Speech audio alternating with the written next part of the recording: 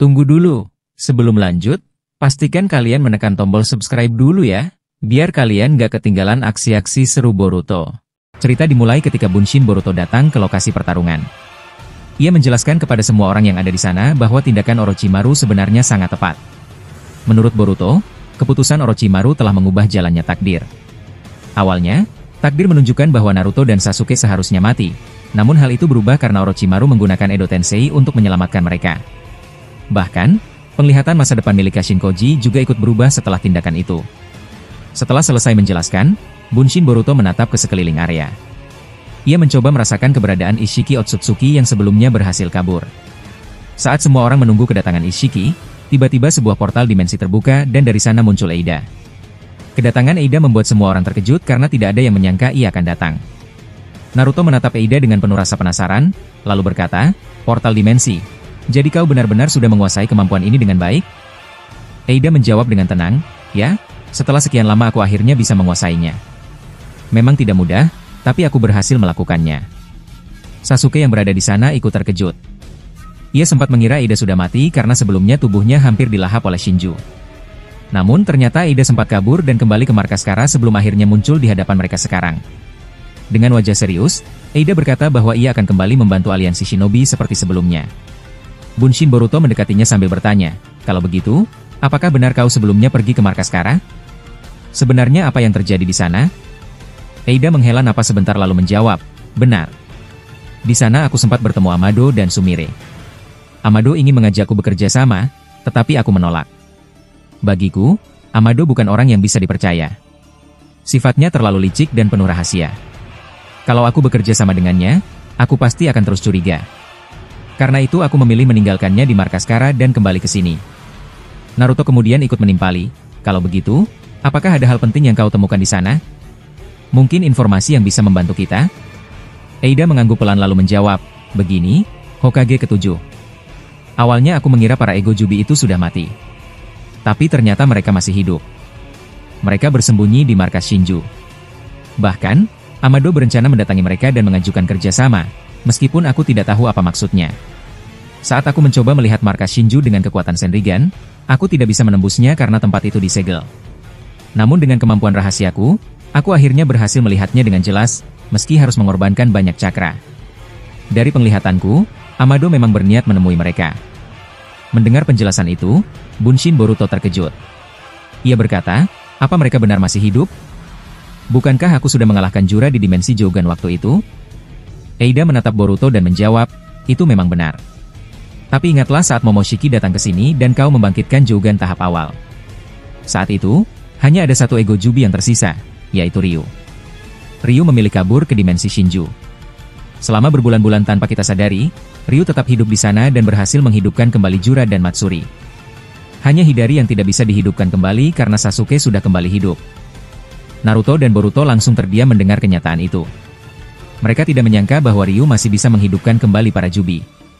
Hal ini membuat mereka merasa kecolongan karena sejak pertarungan melawan Momoshiki di masa lalu, Ryu sudah menyiapkan rencana panjang.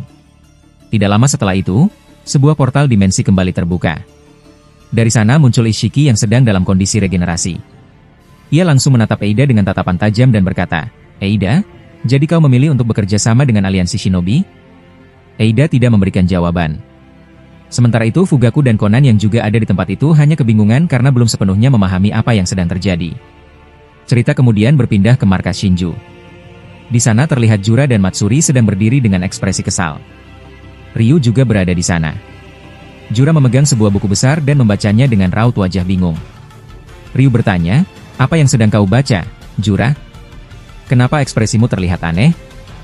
Jura menjawab, "Aku tidak terlalu paham. Di dalam buku ini tertulis bahwa setiap Otsutsuki yang memakan buah cakra akan bisa dimanfaatkan untuk tujuan yang lebih besar dari sekadar kekuatan. Tapi tidak ada penjelasan lebih lanjut. Hanya tertulis begitu saja, jadi aku tidak mengerti maksudnya." Ryu menanggapi, "Kalau begitu, artinya Otsutsuki yang sudah memakan buah cakra di planet ini sebenarnya bisa dimanfaatkan dengan cara tertentu. Hanya saja kita tidak tahu apa tujuannya." Matsuri ikut bertanya, "Siapa sebenarnya yang menulis buku itu?" Jura menjawab, "Aku menemukannya di markas Kara. Jadi aku juga tidak tahu siapa penulisnya." Matsuri kemudian bertanya lagi, "Apakah kita akan melawan para shinobi sekarang?" Jura menggelengkan kepala, tidak untuk sekarang. Aku ingin menunggu. Pada dasarnya para Otsutsuki hanya akan memanfaatkan kita karena kita ini adalah Jubi yang punya cakra besar. Saat mereka sedang berbicara, tiba-tiba Amado muncul dari balik portal dimensi. Ia melihat buku yang sedang dipegang Jura lalu berkata, "Berikan buku itu padaku. Itu milikku. Aku sudah mencarinya lama sekali. Jadi kau yang membawanya." Jura menatap Amado lalu berkata, "Kalau begitu aku ingin bertanya. Di buku ini tertulis bahwa Otsutsuki yang memakan buah cakra bisa dimanfaatkan untuk sesuatu yang lebih besar. Apa maksud dari kalimat itu?" Amado mendekat dan mengambil bukunya kembali sambil berkata, "Itu rahasia. Kalian tidak akan bisa memahami isinya karena buku ini penuh misteri tentang klan Otsutsuki. Kalian hanyalah Jubi hasil evolusi dari sel Shibai, jadi kalian tidak akan sanggup mempelajarinya." Mendengar jawaban itu, Jura terlihat marah. Ia mengaktifkan kekuatan matanya lalu berkata, "Sebenarnya apa rencanamu, Amado? Apakah kau ingin menjadi yang terkuat di antara semuanya?" Amado tersenyum tipis lalu berkata, "Tidak. Aku tidak tertarik menjadi yang terkuat. Keinginanku berbeda. Dengan adanya para Otsutsuki yang memakan buah cakra, aku hanya perlu 2 langkah lagi untuk mencapai apa yang tertulis di dalam buku itu." Ryu menatap Amado dengan mata tajam dan berkata, "Kau benar-benar penuh misteri. Apakah rencanamu juga akan melibatkan kami?" Amado menjawab, "Aku memang berniat mengajak kalian bekerja sama. Kalau kalian ingin tahu lebih banyak, datanglah ke markas Kara. Aku tidak bisa lama di sini, jadi aku pamit." Setelah mengatakan itu, Amado menghilang begitu saja. Matsuri kemudian menoleh ke Jura dan berkata, "Bagaimana menurutmu? Kalau kita bekerja sama dengan Amado, mungkin kita bisa lebih mudah mengalahkan para shinobi." Namun Ryu menimpali, "Menurutku kita lebih baik bekerja sama dengan para Otsutsuki daripada dengan Amado." Jura berbicara dengan nada tegas. Ia berkata bahwa ia tidak akan pernah bekerja sama, baik dengan para Otsutsuki maupun dengan Amado. Menurutnya, semua pihak itu hanya mementingkan kepentingan pribadi. Jura menjelaskan lebih lanjut, jika mereka bekerja sama dengan Otsutsuki, maka cepat atau lambat para Otsutsuki akan menyerap cakra mereka. Sebagai Jubi, cakra yang mereka miliki adalah yang terbesar, sehingga pasti akan menjadi incaran. Ia juga menambahkan bahwa Amado pun sama berbahayanya.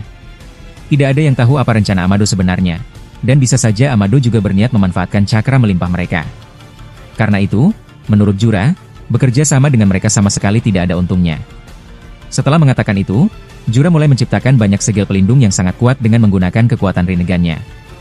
Ia menjelaskan, selama para Otsutsuki belum lenyap, kita akan tetap bersembunyi di sini. Setelah mereka musnah, barulah kita akan keluar dan bergerak mengikuti naluri kita sebagai Jubi yang memiliki akal. Dengan segel ini, Senrigan milik Eida tidak akan bisa menembus area kita. Aku sudah memperkuat lapisan ini agar ia tidak mampu melihat keberadaan kita. Mamushige yang mendengarkan penjelasan itu terlihat gelisah. Ia berkata, "Aku sebenarnya sudah tidak sabar ingin melawan para shinobi. Tapi kalau nantinya Otsutsuki berhasil mengalahkan Boruto dan yang lainnya, lalu apa yang akan kita lakukan?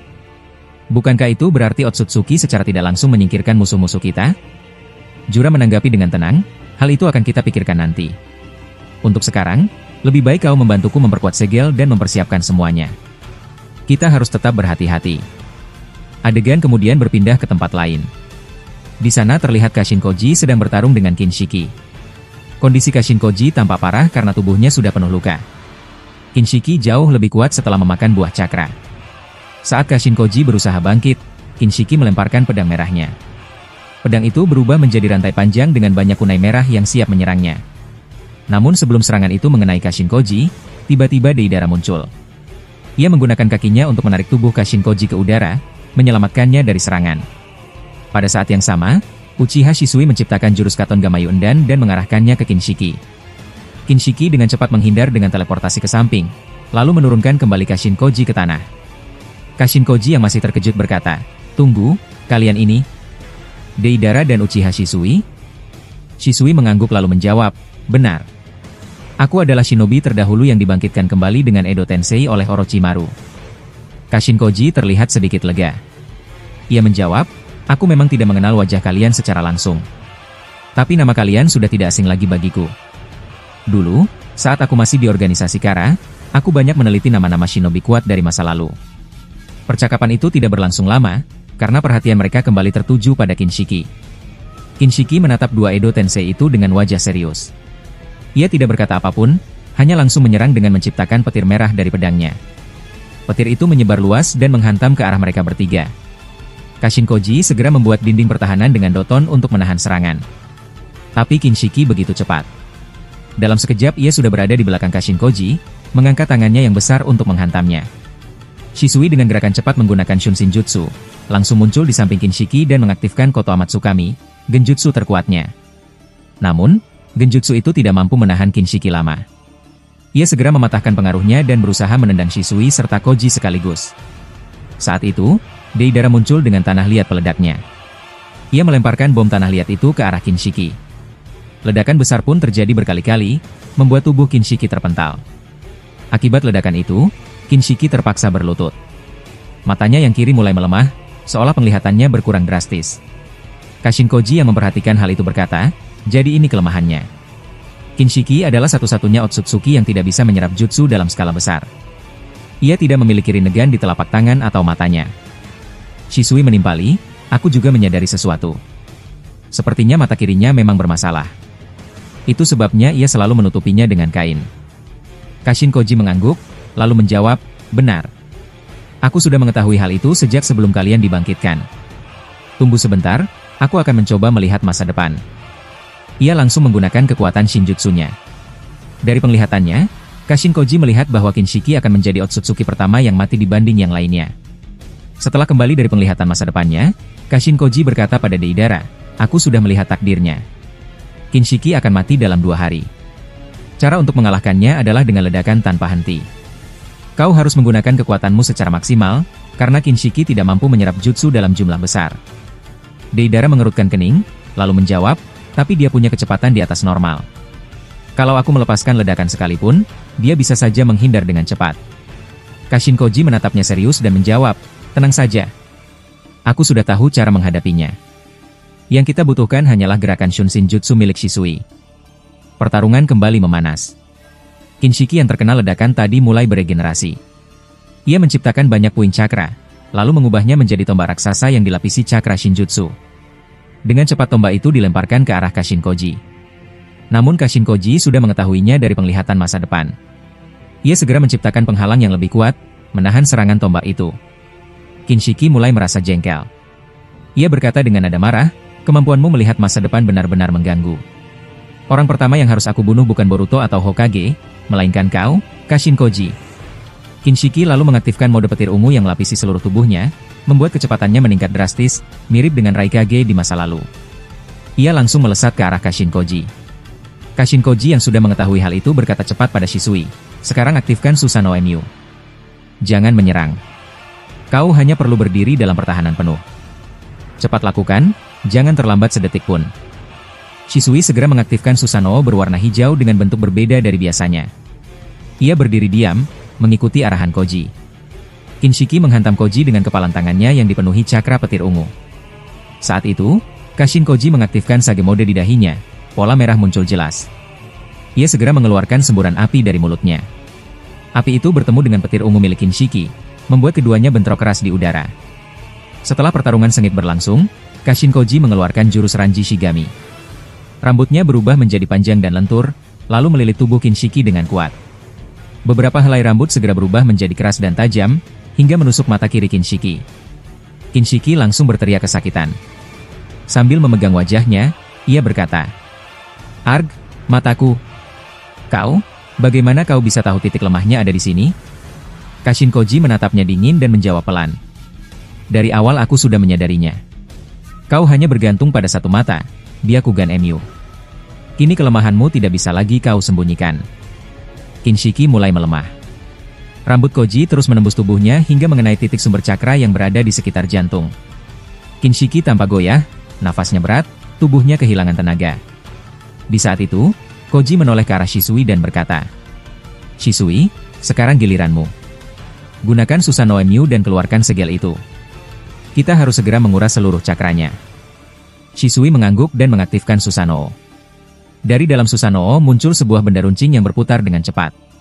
Ia lalu mengarahkannya ke tubuh Kinshiki. "Dengan ini, cakramu akan tersedot habis," ucap Shisui dengan nada serius. Benda itu menembus perut Kinshiki, dan seketika cakranya mulai terserap. Kinshiki berusaha menahan, tetapi tubuhnya semakin melemah. Sambil mengamati, Koji berkata lagi, Berbeda dengan Itachi yang langsung menyegel tubuh lawannya, Susanoo milikmu hanya menyerap cakra. Itu sudah cukup. Teruskan. Perut Kinshiki mulai hancur. Melihat kesempatan ini, Koji memanggil Deidara. Deidara, sekarang giliranmu. Jangan tahan apapun, keluarkan semua kekuatan ledakanmu. Koji dan Shisui lalu mundur. Rambut Koji kembali normal dan Susanoo Shisui menghilang. Mereka memberi ruang agar Deidara bisa bergerak bebas. Koji memperhatikan setiap gerakan Deidara dengan serius, sambil berkata dalam hati, aku harus memastikan jalannya sesuai dengan penglihatanku. Jika salah langkah, masa depan akan berubah. Tak lama, Deidara tertawa kecil sambil menatap Kinshiki. Hah, akhirnya aku bisa menari lagi. Ingat baik-baik, Otsutsuki Kinshiki. Bagiku, seni bukanlah buah cakra dari pohon yang kalian banggakan. Seni yang sebenarnya adalah ledakan. Kinshiki hanya bisa menatap dengan lemah. Hampir semua cakranya telah diserap Shisui, dan titik cakranya sudah dihancurkan Koji. Ia tidak mampu melawan. Deidara segera membentuk tanah liat menjadi ratusan bola ranjau. Inilah Kibaku Jirai milikku. Rasakan. Bola-bola itu dilemparkan ke arah Kinshiki dan meledak bertubi-tubi. Suara ledakan terus bergema, membuat Kinshiki terhuyung tak berdaya. Deidara lalu menciptakan banyak bunshin dari tanah liat yang masing-masing meledak ketika menyentuh Kinshiki. Kinshiki semakin terpojok. Matanya yang sudah rusak membuatnya hampir tidak bisa melihat apapun. Sambil tertawa, Deidara kembali berkata, kau tidak bisa kemana-mana lagi. Ini adalah akhir pertunjukanku. Ledakan terus terjadi hingga akhirnya Deidara mengeluarkan jurus andalannya. Tubuhnya menghitam, lalu meledak dengan kekuatan luar biasa. Desa Otogake luluh lantak, sementara Kinshiki terlempar jauh hingga satu tangannya hancur. Namun, karena Deidara dalam wujud Edo Tensei, tubuhnya segera beregenerasi kembali. Ia berdiri dengan tenang, lalu menoleh ke Koji dan Shisui. Bagaimana? Apakah aku harus terus menyerang, atau ini sudah cukup? Koji menutup matanya sejenak, lalu menggunakan penglihatan masa depan. Setelah itu ia membuka mata dan berkata, belum selesai. Kau harus menguncinya. Gunakan Doton Moguragakure dan campurkan dengan tanah liatmu. Itu akan mengikat tubuhnya. Deidara menurut. Ia menjebak Kinshiki dengan teknik tanah liat bercampur Doton, membuat tubuh Kinshiki terhimpit kuat. Melihat itu, Koji melangkah maju. Ia mengeluarkan gulungan kertas besar, lalu membentangkannya di tanah. Pola segel rumit terlihat jelas di permukaannya. Ia menempelkan tangan pada segel itu. Semua ini sesuai dengan penglihatanku. Sekarang, kau akan lenyap, Kinshiki Otsutsuki. Kinshiki hanya terdiam.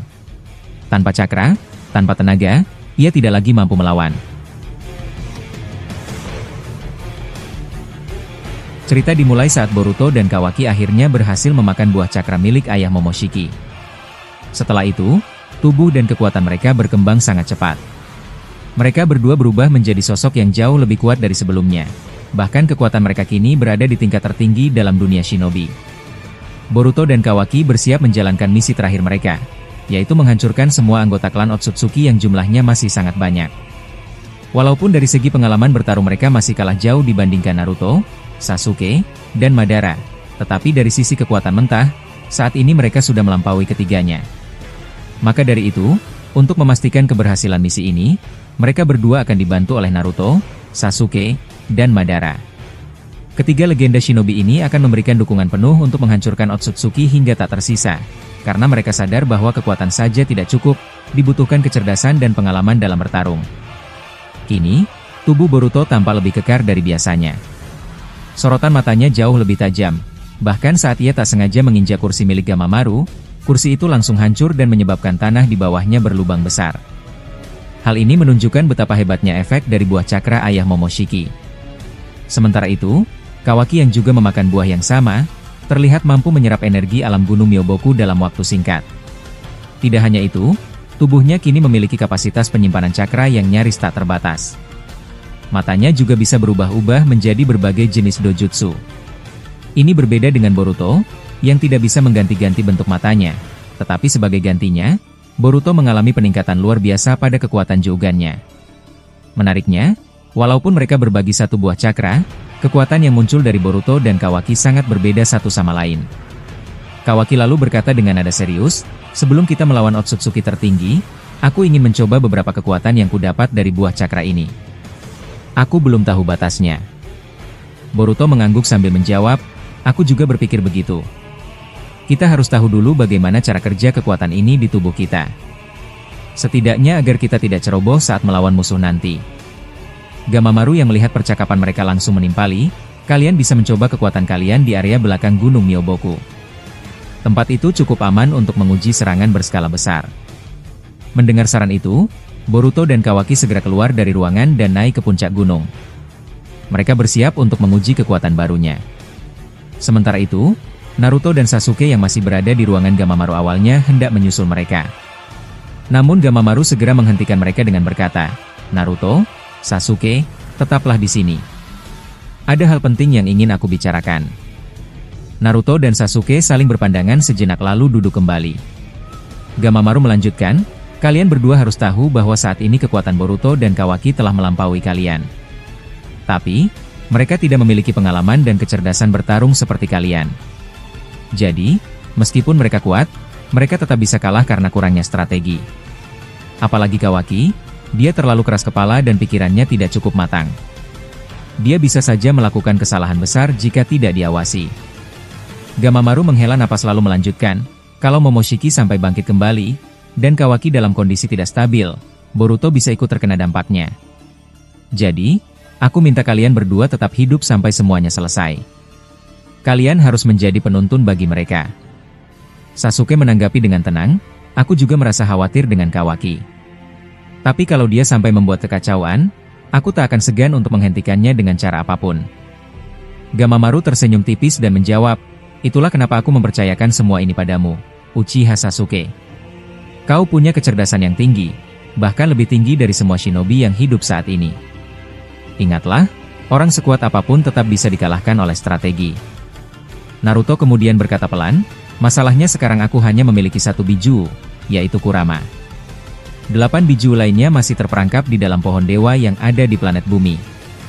Mendengar itu, Gamamaru langsung bertanya, Naruto, apakah kau ingin memakan buah cakra juga?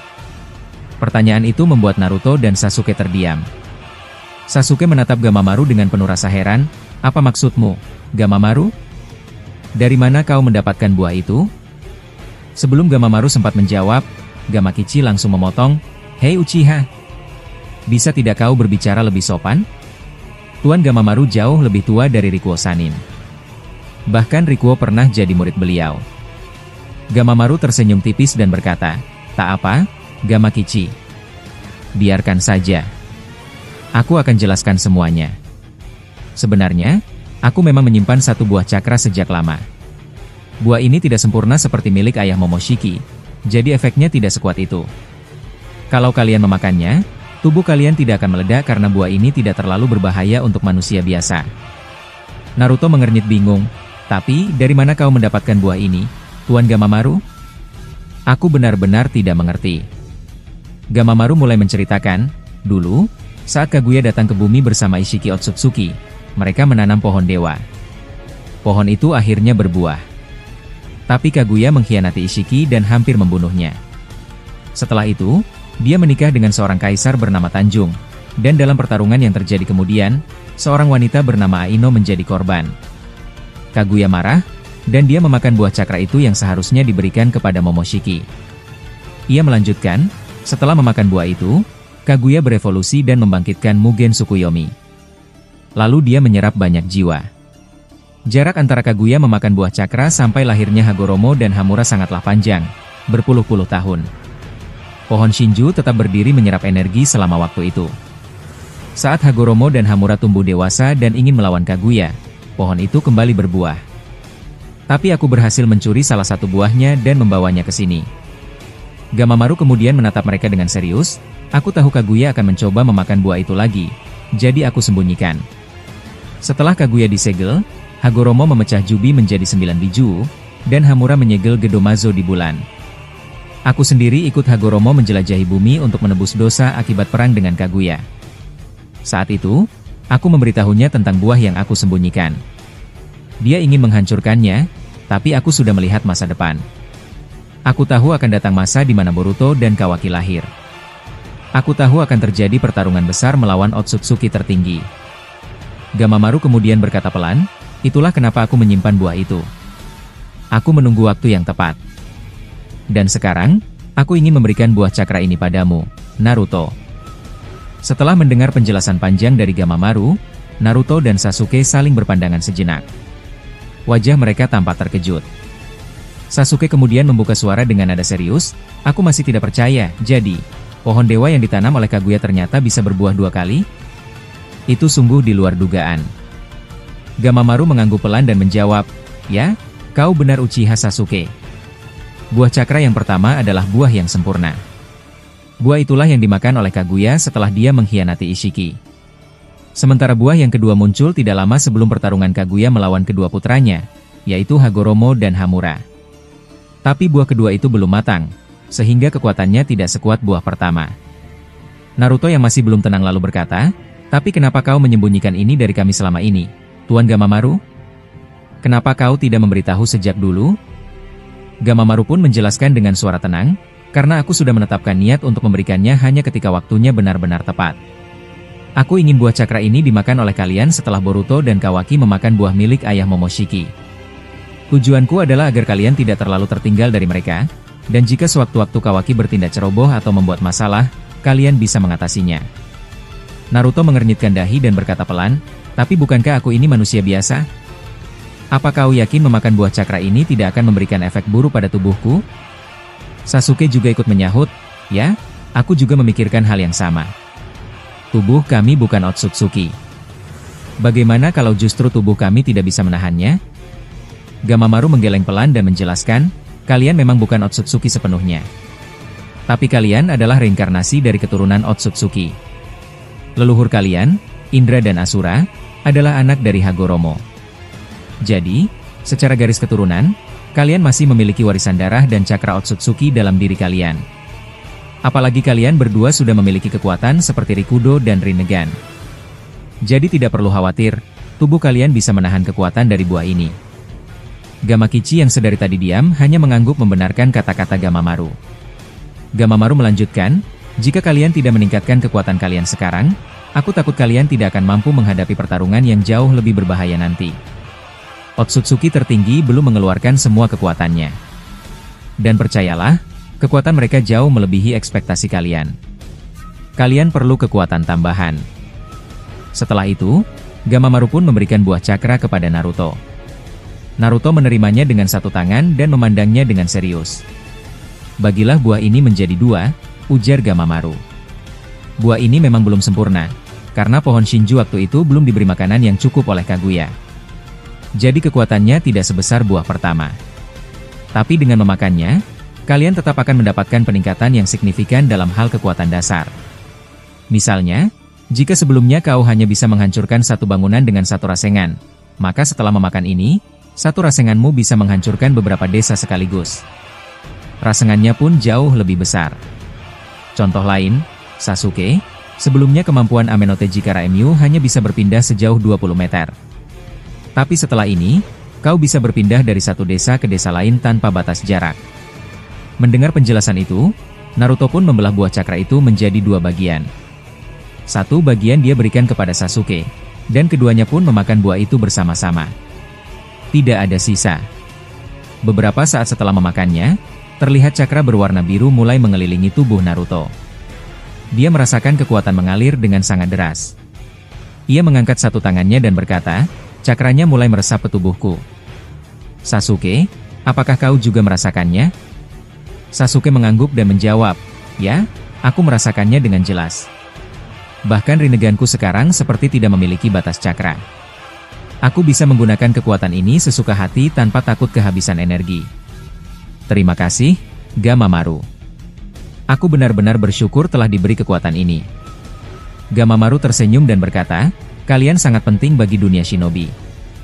Aku sudah tahu sejak zaman Hagoromo bahwa masa depan akan mengarah pada kondisi seperti ini. Karena itulah aku menyimpan buah ini hingga hari ini.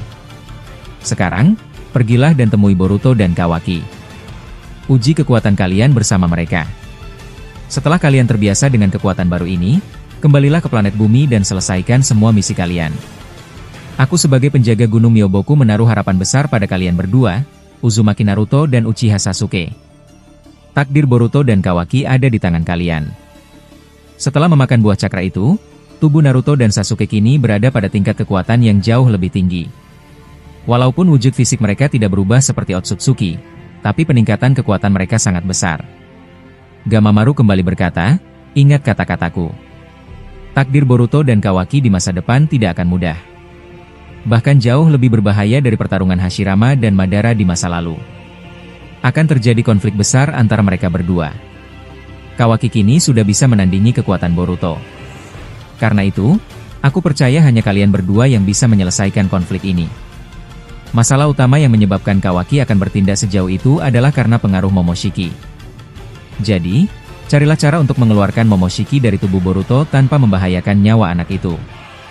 Sasuke pun menanggapi dengan nada serius, sampai saat ini, belum ada satupun metode yang bisa mengeluarkan Momoshiki dari tubuh Boruto. Hal itu karena data biologis Momoshiki telah menyatu sempurna dengan sel-sel tubuh Boruto. Jika dipaksa keluar, jiwa Boruto juga bisa ikut hilang dan itu berarti kematian. Naruto ikut menambahkan, "Ya, itu benar. Bahkan dulu aku pernah meminta bantuan Amado setelah aku menggunakan Baryon Mode dalam pertarungan melawan Ishiki. Aku memintanya mencari cara untuk mengeluarkan Momoshiki dari tubuh Boruto. Tapi meski Amado itu ilmuwan jenius, dia pun tidak menemukan solusinya. Yang bisa dia lakukan hanya memberikan obat penahan agar Momoshiki tidak bisa mengambil alih tubuh Boruto." Gamamaru mengangguk, lalu berkata, "Aku juga sudah mencoba melihat masa depan berkali-kali, khususnya soal Momoshiki. Tapi anehnya, selalu ada sesuatu yang menghalangi pandanganku. Seakan-akan ada kekuatan besar yang menyembunyikan takdir itu dariku. Tapi ada satu hal yang terus menggangguku. Kenapa data biologis Momoshiki bisa menyatu begitu sempurna? Sebenarnya apa yang terjadi pada Boruto?" Naruto pun menjawab, "Semua itu terjadi ketika Boruto masih kecil. Saat itu, dia sempat mati karena diserang oleh Kawaki. Perutnya benar-benar hancur. Padahal saat itu, data ekstraksi karma dari Momoshiki baru mencapai 80%. Tapi karena Boruto mati, Momoshiki terpaksa menggunakan sisa 20% datanya untuk menghidupkan Boruto kembali. Jadi secara keseluruhan, 80% data masuk ke tubuh Boruto, dan 20% lagi menjadi pengganti nyawa Boruto. Karena itulah, mereka sekarang sudah hampir benar-benar menyatu." Gamamaru tampak kaget dan berkata, "Jadi seperti itu. Momoshiki benar-benar licik. Aku yakin dia memiliki keterkaitan dengan rival ayahnya atau bahkan Otsutsuki tertinggi." Sasuke menanggapi, "Ya, itu yang sedang kami selidiki sekarang." Gamamaru akhirnya berkata, "Baiklah, untuk sekarang pergilah. Jalankan misi kalian. Kalau perlu, uji dulu kekuatan kalian di belakang Gunung Myoboku agar lebih terbiasa." Mendengar hal itu, Naruto dan Sasuke berdiri lalu berkata dengan nada hormat, "Terima kasih, Tuan Gamamaru. Kami sangat menghargai bantuan dan kepercayaan ini." Setelah keluar dari ruangan tempat mereka berbicara dengan Gamamaru, Naruto dan Sasuke berjalan menuju area belakang Gunung Myoboku. Saat mereka baru saja sampai di sana, mereka melihat Boruto dan Kawaki sedang bertarung. Pertarungan itu terlihat sangat serius dan keras. Naruto tampak cemas melihat keadaan mereka berdua, namun Sasuke segera menahan bahunya sambil berkata, "Tunggu sebentar, Naruto. Sebaiknya kita amati dulu dari sini. Kita perlu tahu sejauh mana kekuatan mereka berkembang." Lingkungan di sekitar mereka sudah terlihat sangat rusak. Tanah dan bukit hancur menjadi puing-puing, pepohonan tumbang dan daun-daun berserakan. Langit terlihat gelap dan penuh dengan kilatan petir yang menyambar di berbagai arah. Air terjun Gunung Myoboku bahkan ikut hancur akibat dampak pertarungan. Kekuatan Boruto dan Kawaki tampaknya benar-benar telah meningkat drastis. Kawaki, dengan kemampuan barunya, bisa mengendalikan energi alam di sekitar. Bahkan dari jarak sekitar 20 meter, dia bisa menyerang Boruto hanya dengan mengarahkan tangannya, memanfaatkan energi alam yang tak terlihat. Serangan itu menghantam wajah Boruto dan melemparkannya ke arah air terjun hingga tertimpa bebatuan. Boruto, meski terluka, masih mampu berdiri. Ia menggunakan teknik yang membuat tubuhnya menghilang mirip dengan kemampuan Limbo. Namun anehnya, Kawaki masih bisa melihat keberadaan Boruto walaupun tubuhnya menghilang. Boruto kemudian menyerap energi alam dari 3 tempat sekaligus, Gunung Myoboku, Gua Ryuchi, dan hutan Shikotsu. Dengan satu ayunan tangan, dia berhasil membuat Kawaki terpental jauh ke belakang. Melihat pertarungan yang semakin tidak terkendali, Naruto segera mengaktifkan kekuatannya dan terbang ke arah mereka. Boruto dan Kawaki terlihat saling menyerang lagi. Boruto mengangkat tangannya, bersiap menghantam Kawaki, sedangkan Kawaki juga bersiap menyerang dengan tangan yang berubah menjadi bola energi dari buah cakra. Namun sebelum serangan mereka mengenai satu sama lain, Naruto muncul di tengah-tengah dan menahan kedua serangan itu hanya dengan tangan kosong. Ledakan kekuatan dari kedua arah itu menciptakan tekanan besar hingga menyebabkan badai angin menyapu area Gunung Myoboku. Naruto menatap mereka dan berkata dengan tegas, "Cukup, sudah cukup latihannya. Jangan sampai latihan ini merusak lebih banyak tempat. Kita harus segera kembali ke planet bumi." Kawaki memandang Naruto dengan ekspresi heran. Ia berkata, "Aku tidak percaya, kau benar-benar bisa menahan serangan kami berdua hanya dengan tangan kosong. Serangan tadi bisa menghancurkan tubuh seseorang dalam sekejap. Apa yang sebenarnya terjadi dengan tubuhmu sekarang?" Boruto juga terlihat khawatir dan bertanya, "Ayah, bagaimana kau bisa melakukannya? Serangan itu sangat kuat, dan jika tidak hati-hati, kau bisa saja terluka parah. Tapi kau menahannya begitu saja." Setelah mendengar penjelasan Naruto, Kawaki dan Boruto perlahan menurunkan tangan mereka. Naruto berkata lagi, "Kita tidak bisa terus-terusan berlatih di sini. Gunung Myoboku adalah tempat suci para katak. Lihat sekeliling, semuanya hancur karena pertarungan kalian." Kawaki cemberut dan bergumam, "Padahal aku merasa hampir menang tadi." Boruto membalas dengan cepat, "Mimpi. Kau belum lihat semua kemampuanku. Masih banyak yang belum aku keluarkan." Mereka berdua mulai bertengkar lagi dan tanpa sadar kembali terbang ke udara, saling melancarkan pukulan. Pertarungan mereka bahkan membuat tanah di bawahnya bergetar seperti gempa. Sasuke yang melihat kejadian itu tidak tinggal diam. Ia segera terbang mendekati mereka, menendang perut Kawaki dan memukul dada Boruto, membuat keduanya terpental jauh ke kiri dan kanan. Ia lalu mendarat dan berkata dengan nada tegas, "Kalian ini bagaimana? Bertingkah seperti anak kecil. Musuh kita bukan main-main." Otsutsuki tertinggi dan rival ayah Momoshiki sudah mulai bergerak. Ini bukan waktu yang tepat untuk bertengkar soal siapa yang lebih kuat. Boruto dan Kawaki kemudian bangkit, berjalan perlahan ke arah Naruto dan Sasuke. Setelah mendekat, Sasuke membuka sebuah portal dan berkata, "Ayo masuk ke portal ini. Aku merasakan ada sesuatu yang tidak beres di planet bumi. Kita harus pergi sekarang." Sebelum masuk ke portal, Kawaki sempat memandangi Sasuke dengan ragu dan bertanya, "Aku merasakan sesuatu yang berbeda dari kalian. Seperti ada kekuatan buah cakra di tubuh kalian. Apa yang sebenarnya terjadi selama kalian bersama Tuan Gamamaru?" Boruto ikut penasaran dan berkata, "Ya, aku juga merasakannya. Kekuatannya mirip dengan cakra dari buah yang pernah kami makan." "Kalian mendapatkan itu dari mana?" Ternyata, mereka yang pernah memakan buah cakra memang bisa saling merasakan kekuatan satu sama lain. Sasuke tak ingin menjelaskan lebih jauh, hanya berkata, "Sekarang bukan waktunya membahas itu. Cepat masuk ke dalam portal. Kita tidak punya banyak waktu." Setelah melalui portal dan menembus ruang dan waktu, mereka tiba di tempat persembunyian Ino dan Eida. Di sana sudah ada Kashinkoji dan Toneri yang menunggu. Ketika mereka sampai, Kashinkoji berkata dengan nada serius, "Kalian tepat waktu. Kita harus segera pergi dari sini. Pohon dewa yang ada di dekat sini sedang dalam kondisi bahaya." Naruto bertanya, "Apa yang sedang terjadi dengan pohon itu?" Madara menjawab, "Pohon Shinju di sini sedang melalui proses untuk berbuah. Kalau sampai buahnya matang, buah cakra itu akan menjadi sangat kuat dan penuh dengan ilmu pengetahuan. Bahkan bisa lebih sempurna dari buah yang dimakan oleh Boruto dan Kawaki. Pohon itu telah menyerap terlalu banyak sumber daya, pasukan milik Shibai, Otsutsuki tertinggi, para Bijuu, dan ribuan cakra dari aliansi Shinobi." Sasuke menyahut, "Kalau begitu, jasad Boruto pasti bisa digunakan untuk membuat buah itu semakin sempurna, bukan?" Kashinkoji mengangguk dan berkata, "Benar. Rencana awal mereka memang begitu. Tapi karena sekarang Boruto dan Kawaki sudah memakan buah cakra, Otsutsuki tertinggi memutuskan untuk memaksa pohon itu berbuah lebih cepat, meski tanpa tubuh Boruto." Kawaki berpikir sejenak dan berkata, "Jadi mereka mulai panik karena tahu kita sudah berkembang sejauh ini.